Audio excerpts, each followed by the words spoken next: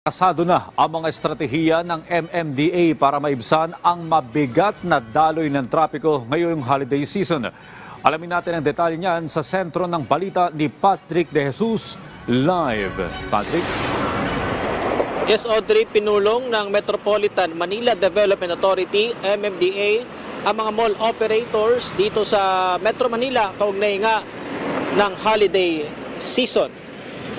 Kaugnay na rin ito ng adjusted mall hours na gagawing alas 11 ng umaga hanggang alas 11 ng gabi at ipatutupad sa November 13 hanggang January 8. Pero sa pulong kanina ay may ilang mall na humiling na kung maaari silang i-exempt dito, lalo na kapag hindi sila nasa kahabaan ng EDSA.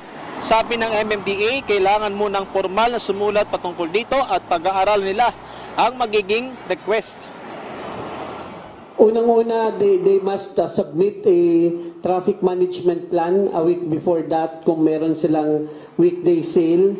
And pangalawa po, it will be, kumbaga po, i-inspect ng ating Traffic Engineering Center sa office po ni Director Resio if that would be feasible na pagbigyan sila. So, pag-aaralan muna ho yun bago kami magbigay ng exemption sa mga magre-request na mga mall operators.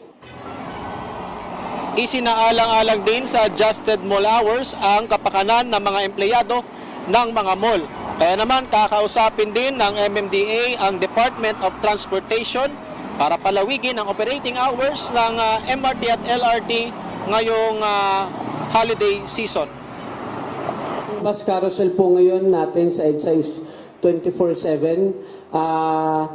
Lalong-lalo po sa EDSA, kumbaga sufficient naman po ang ating mass transport and yun nga po, makikipag-coordinate din kami sa DOTR pagdating po sa operating hours ng LRT and MRT to cater lalong-lalo na yung mga nagtatrabaho ng late na lalabas sa mga malls sa pag-adjust ng ating mall operating hours sa different malls dito sa Metro Manila.